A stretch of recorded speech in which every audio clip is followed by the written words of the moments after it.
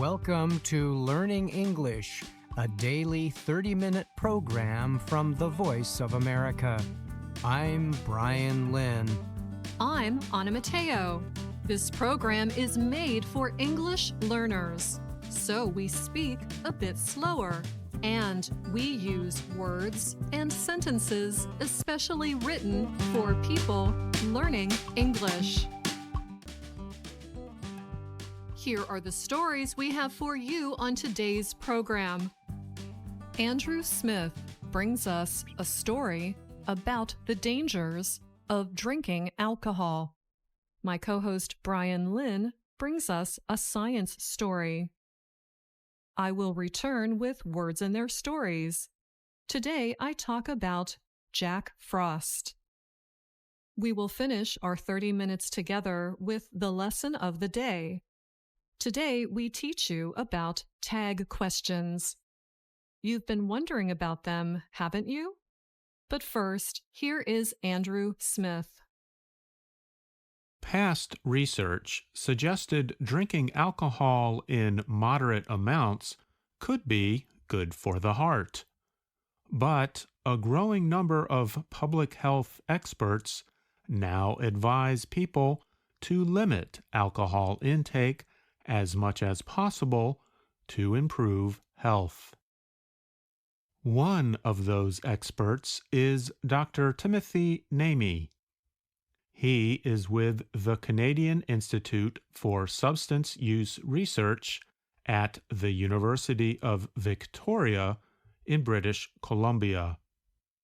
Namey told the Associated Press, "Drinking less is a great way to be healthier." Earlier this month, U.S. Surgeon General Dr. Vivek Murthy called for changing his agency's existing health warning on alcoholic drinks to include cancer risks. Such a change would require approval from Congress. The Surgeon General's proposed change is linked to research suggesting that drinking alcohol raises the risk of several types of cancer, including colon, liver, breast, mouth, and throat. Alcohol breaks down in the body into a substance called acetaldehyde. This chemical can damage cells and stop them from repairing themselves. The process can create conditions for cancer to grow. Namey said estimates show thousands of U.S. deaths could be prevented each year if people followed government dietary guidelines on drinking alcohol. The guidelines advise men to limit themselves to 2 drinks or fewer per day, and women to 1 drink or fewer per day. An example of 1 drink would be equal to 1 12-ounce can of beer, a 5-ounce glass of wine, or 1 serving of liquor. U.S. Surgeon General Murthy noted there are about 100,000 alcohol-related cancer cases in the United States each year, and about 20,000 alcohol-related cancer deaths are reported yearly. As you consider whether or how much to drink, keep in mind that less is better when it comes to cancer risk, Murthy wrote on the social media service X. Medical experts say the idea that moderate drinking can cause health improvements or benefits came from imperfect studies. The research compared groups of people based on how much they drank, with amounts usually measured at only 1 point in time. Since some earlier studies did not follow rules about what groups were measured, researchers say they did not effectively prove cause and effect. Namey said people who report drinking moderately generally have higher levels of education, higher earnings, and better resources for health care. He explained that when those elements are considered, the benefits tend to disappear. Another problem, Namey noted, was that most studies did not include younger people. Almost half of people who die from alcohol-related causes do so before the age of 50. Namey said the studied groups did not effectively represent all drinkers. This likely created an appearance of a benefit for moderate drinkers that is not real, he added. Health guidelines related to alcohol intake have wide differences from country to country. But the overall message today is that drinking less is better for health. Britain, France, Denmark, Holland, and Australia recently examined new evidence and lowered their guidelines for safe amounts of alcohol. Ireland plans to begin requiring cancer warnings on alcohol containers starting in 2026. Karina Ferreira Borges is an advisor on alcohol for the World Health Organization in Europe. She said scientists had changed their minds from earlier research. This is because more recent studies suggest drinking alcohol is linked to over 200 health conditions, including cancers, cardiovascular diseases, and injuries. I'm Andrew Smith.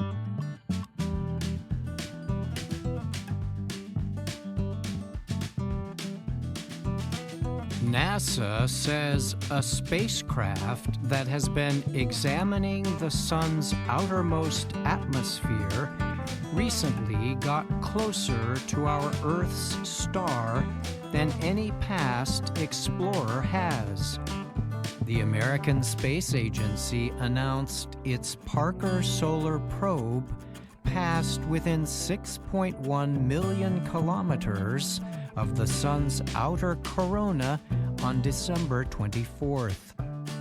Mission leaders established communication with the spacecraft after the operation and said the orbiter was safe.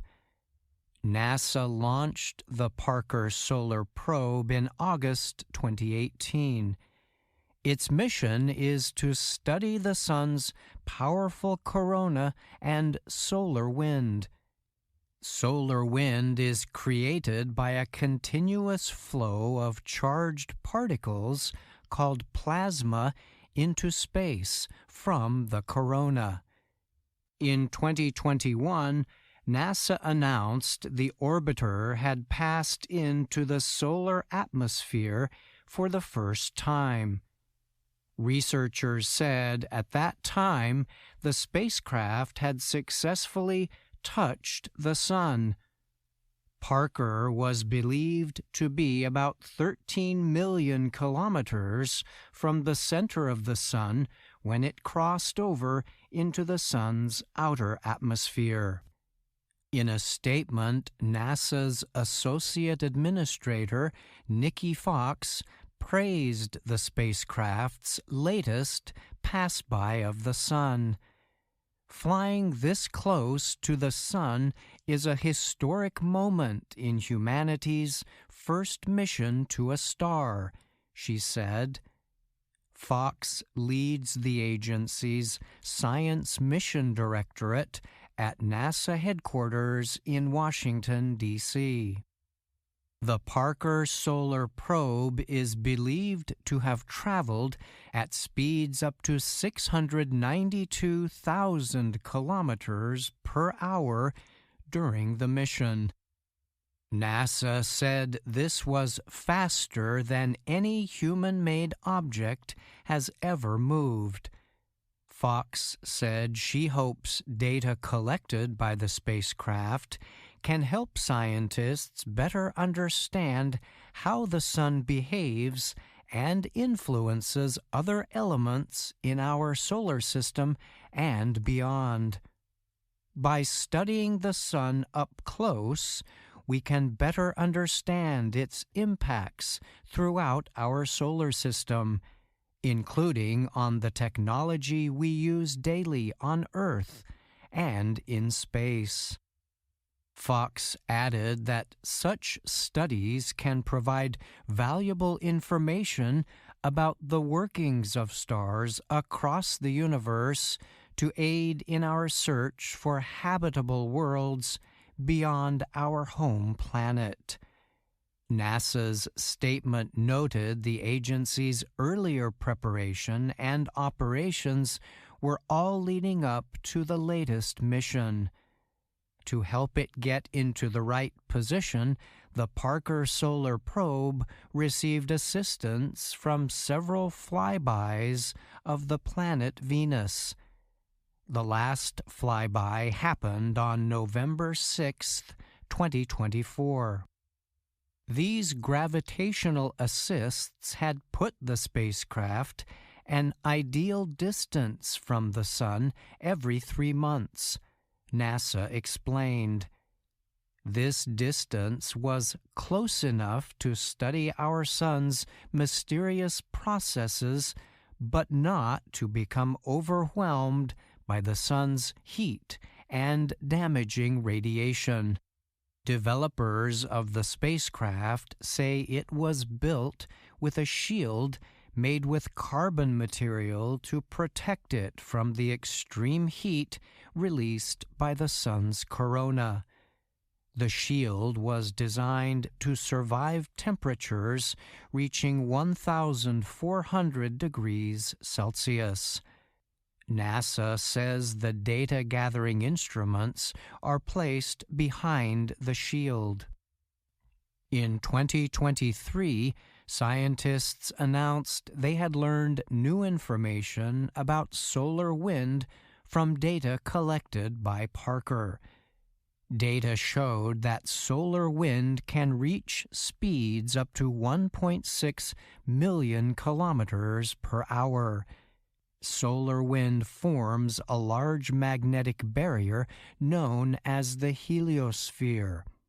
It protects Earth and other planets from the continuous flow of high-energy particles from the Sun's corona. I'm Brian Lynn.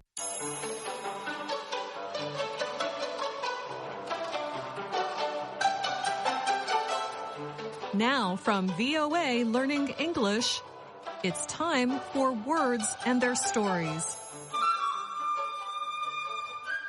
If this is your first time with us, this program explores words and expressions commonly used in American English. We take a look at where they come from and how best to use them. So, as winter officially comes to half the world, today we celebrate an expression that means winter is coming. When temperatures drop and a cold snap comes, that means one thing: Jack Frost has arrived. Jack Frost represents the coming of dark, cold days. He is the personification of winter, a human form of winter weather. So when we say Jack Frost is nipping at your nose, we mean that you feel the cold, icy effects of winter on your face. When a frost or deep freeze comes, you had better bundle up. You should wear enough clothing to stay warm. Now, Jack Frost does indeed bring the cold of winter, but he can also create beauty in nature. Some traditions claim that Jack Frost is responsible for leaving ice and snow on windows, trees, the ground, anywhere it will stick. While we know frost is a natural event, it is fun to think that an imaginary creature named Jack Frost, or another name in some other cultures, changed the world into a winter wonderland. That is what poet Hannah Flagg Gould must have been thinking when she wrote a poem called The Frost. Here are parts of that poem. The frost looked forth one still, clear night, and he said, "Now I shall be out of sight." Then he went to the mountain and powdered its crest. He climbed up the trees, and their boughs he dressed with diamonds and pearls. With all of its beauty and extremes, winter is a great subject for songs and poetry. But now, let's listen to how we use these wintry expressions in conversation. Ooh, brr. It is freezing outside. This cold snap came out of nowhere. I don't care how cold it is. I'm going on a hot date. Is that all you're wearing? You need to bundle up, or Jack Frost will be nipping at more than your nose. Oh, I'll be fine. I'm wearing my new coat. That is not a winter coat. I mean, it looks great, but it's much too thin. You will catch a cold. I know, you can wear my new down coat. It keeps you warm up to minus 30 degrees Celsius. I'm going on a date, not exploring the Arctic Circle. Thanks, but I'm not wearing that big, thick black coat. Besides, the taxi will take me from door to door. But what if something goes wrong? What if the car skids on the ice and is involved in an accident? You'll have to walk to the restaurant. You might freeze to death. No, I won't. I'll just call an Uber to come and get me. And what if that vehicle runs out of fuel? Then you'll have to walk to get more. No, the Uber driver will. I'll just call another car. What if that new Uber driver is a pregnant woman and she goes into labor? You'll have to help. You'll have to wait outside in the cold until help arrives, and the roads are already covered with 5 centimeters of snow. It could take the ambulance an hour to get to you. If you're wearing that thin coat, you'll catch your death. The EMTs will find you frozen solid like a block of ice. Stop. You win. Give me your coat. Good decision. Here's my ride. Don't forget gloves, a hat, and a scarf. Okay, goodbye, have fun. And that's the end of this Words and Their Stories. Until next time, I'm Anna Mateo.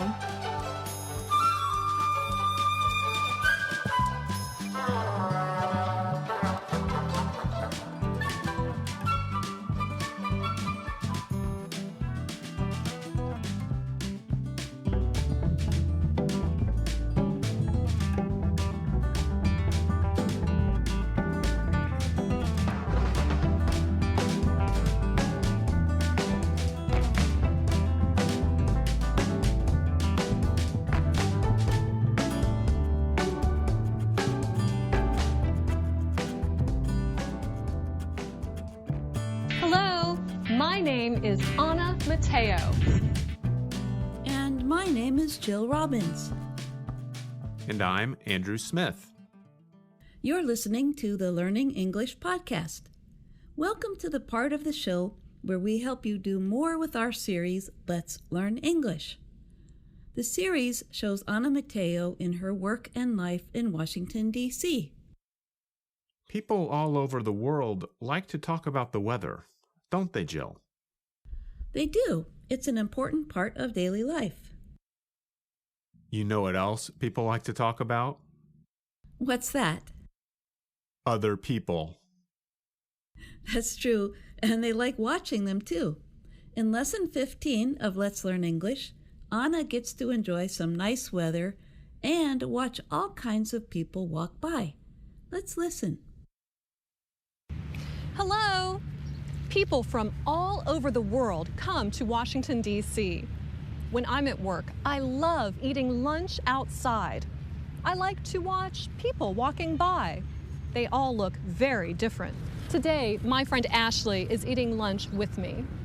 Ashley, today the weather is beautiful, isn't it? Yes, it is. Ooh, we have to return to work. No, we have time. Let's people watch a little more. It helps that Anna lives in Washington, D.C., doesn't it? Yeah, it sure does. She can see people from many different countries almost every day. In Lesson 15, it also helps that the weather is nice. She mentions it to her friend Ashley, and then Anna's boss, Miss Weaver, mentions it to Anna. Ashley, today the weather is beautiful, isn't it? Yes, it is. It's a beautiful day, isn't it? Yes. Yes, it is, Miss Weaver. I noticed that each of them used a tag question when they asked about the weather, didn't they? That's right, they did. And I think we should explain a bit about this. I do too. Okay. For example, let's say that it is a sunny and beautiful day. If I say to Jill, "It's a nice day," Jill would agree. I can agree by saying something like, "Yes, it sure is." So Jill agrees with me. Tag questions basically ask if the listener agrees with the speaker. So if I say, "It's a nice day, isn't it?" I'm asking Jill if she agrees that it's a nice day. So my answer would be the same as before because I agree. I could just say, "Yes, it is." But if I want to stress how nice it is, I might say, "It sure is." Tag questions might be confusing for some learners if they try to get the meaning based on the exact words spoken. When I say, "Isn't it?" which is the shortened form of "is it not?" the word "not" can be confusing because in a tag question, it actually means something different from "not." Yep, the tag question really means the same thing as adding the short question, right? That's true. You can also think about it this way. If I say, "Isn't it?" at the end of a sentence, I'm really saying, is this in fact true? So, listen to these two examples. Example 1. This restaurant is really good. Is this in fact true? Example 2. This restaurant is really good, isn't it? Example 1 and example 2 mean the exact same thing. The speaker wants to know if the listener agrees with the idea that the restaurant is in fact good. You're listening to the Learning English podcast. We also use tag questions with the auxiliary do. Don't we, Jill? Yes, we do. Let's give our listeners some more examples of tag questions, but with different forms of the verbs. Okay, I'll start. You like teaching English, don't you? Yes, I do. That professor talks a lot, doesn't she? Yeah, she sure does. That was a great concert, wasn't it? Yeah, it sure was. We don't have to work tomorrow, do we? No, we don't. In this example, the tag or end of my question was simply, do we? The not was put in the first part of the question when I said, we don't have to work tomorrow. The not goes at the end tag for positive statements like, the weather is nice, isn't it? And in the beginning part for negative statements. And there is another case we should explain. If we are not asking if someone agrees, like about the nice weather, but instead are really trying to confirm if something is in fact true, Then we usually put the not into the first part of the question, and there is no tag at the end. All right, let's give an example. I can say, doesn't Michael work in California? That means Andrew thinks Michael does, in fact, work in California, but he is asking to check. Doesn't Michael work in California means, is it in fact the case that Michael works in California? Okay, by now I think we've explained enough about tag questions, don't you? Yes, indeed. But what about people watching? Anna likes to do that, and so does her boss, Miss Weaver. They just look at people for a brief moment. They don't really stare at them. That would be rude, wouldn't it? In general, that would be rude, especially if the people are close by. So we usually just look at a person for a few moments, but it does depend on the distance. Is people watching something you like to do too, Andrew? Yeah, sometimes, especially in places like airports or tourist areas like Washington, where there are a mix of people from different areas. And I think that when you really know a culture deeply, you can make some good guesses about what country or even what area of a country people are from, sometimes just based on their clothes. That's true. You are more aware of small details. For example, I spent some time in France, and I can often notice if someone is from France just by some very small details in clothing and the way they walk and move their body. I don't even have to hear them speak. That's because you've seen more details of French culture. Yes, but on the other hand, I think we all need to be careful not to jump to conclusions about other people just based on the way they look. Especially if that leads you to stereotype or overgeneralize about other people. Each person has their own individual story to tell. You know, this is a big, deep topic that I think is worth a longer discussion. Why don't we continue with this in another Learning English podcast soon?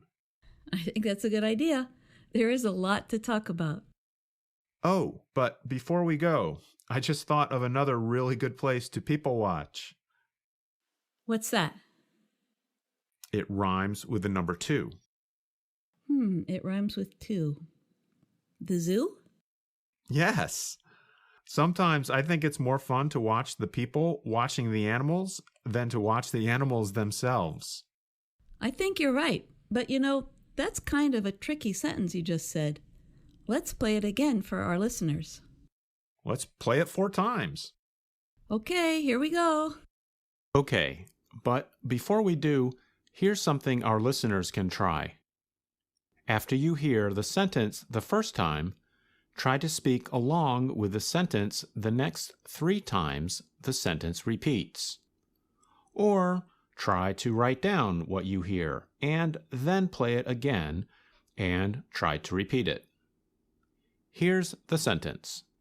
Sometimes I think it's more fun to watch the people watching the animals than to watch the animals themselves. Sometimes I think it's more fun to watch the people watching the animals than to watch the animals themselves. Sometimes I think it's more fun to watch the people watching the animals than to watch the animals themselves. Sometimes I think it's more fun to watch the people watching the animals than to watch the animals themselves. Well, like we said, there's lots more we could say about people watching and cultures. So listen for that discussion in another Learning English podcast soon. And be sure to keep learning English with VOA Learning English. I'm Jill Robbins. And I'm Andrew Smith.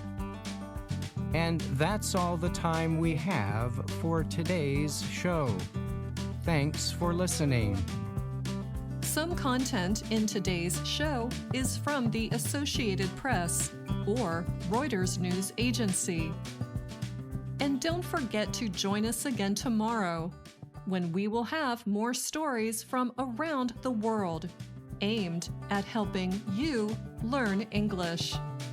I'm Anna Mateo. And I'm Brian Lynn.